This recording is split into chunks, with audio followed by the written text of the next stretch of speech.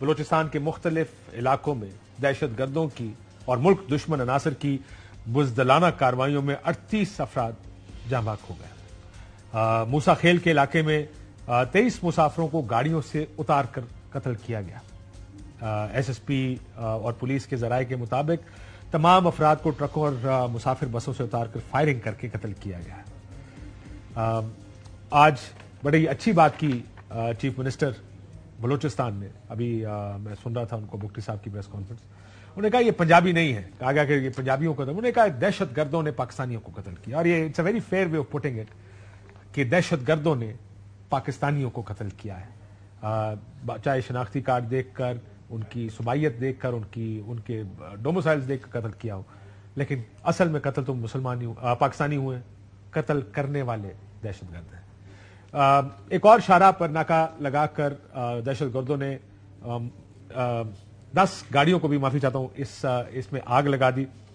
دوسری طرف مسلح افراد نے دوسرا واقعہ کلات میں پیش آیا، جہاں دہشت گردوں نے 4 لیویز اہلکار اور پولیس سب انسپیکٹر میں 10 افراد کو گولیاں مار کر قتل کر دیا۔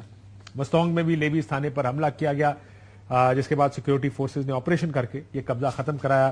بولان کے علاقے دوزان میں بھی ریلوے پل کو بارودی مواد سے اڑا دیا گیا۔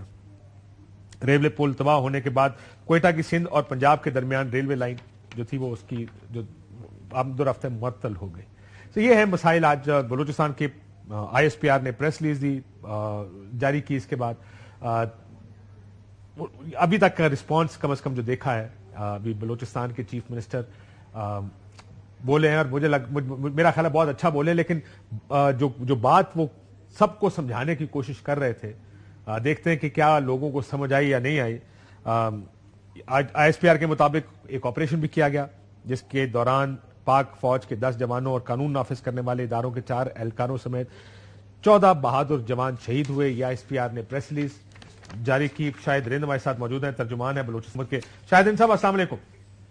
وعلیکم السلام، کیسے بھائی؟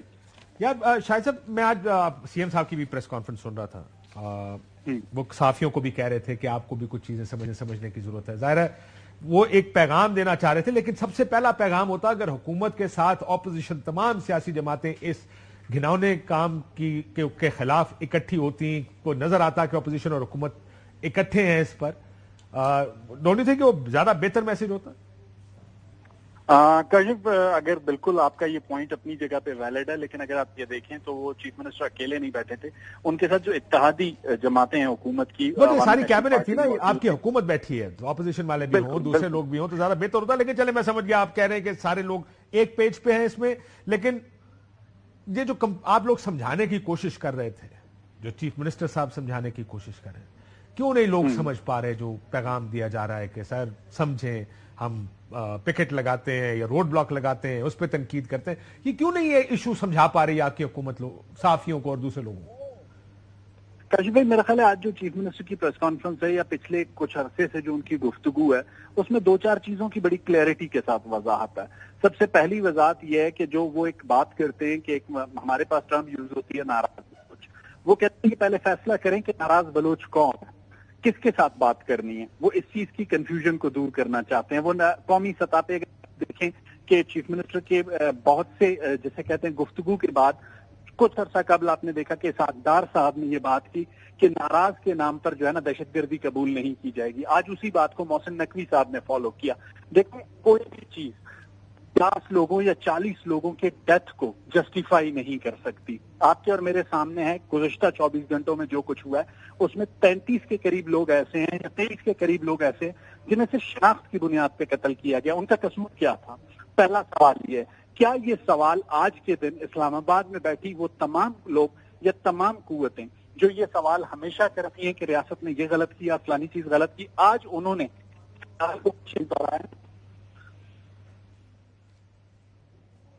آپ شاہد رند صاحب سے دوبارہ رابطہ کرنے کی کوشش کرتے ہیں۔ ان کا کہنا ہے کہ اسلام آباد میں وہ لوگ جو تنقید کرتے ہیں، سرکار پر تنقید کرتے ہیں، بلوچستان کی حکومت پہ تنقید کرتے ہیں، ناراض کہتے ہیں لوگوں کو کہ حکومتی پالیسی ہیں، تو آج وہ کس طرح اس کا جواب دیں گے؟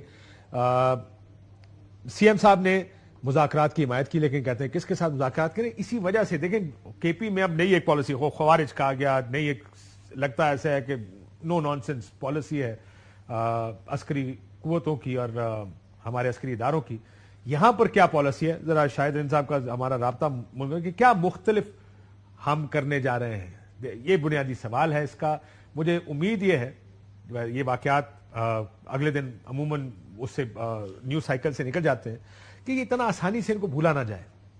वो तमाम चीजें करने की जरूरत है जो बलोचिस्तान को इस दहशतगर्दी के मर से निकाल सकती है।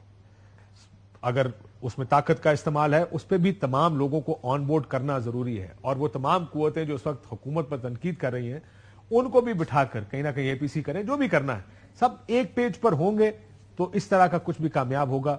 अगर नहीं होंगे तो शायद फिर मुश्किल उस वक्त हुकूमतों को मुश्किल पेश आती है जब सियासी लोगों को आप कन्विंस करने में कहीं नाकाम हो। लेकिन ये दहशतगर्द हैं और दहशतगर्दों के खिलाफ कार्रवाई एक बिफिटिंग रिस्पॉन्स होना चाहिए।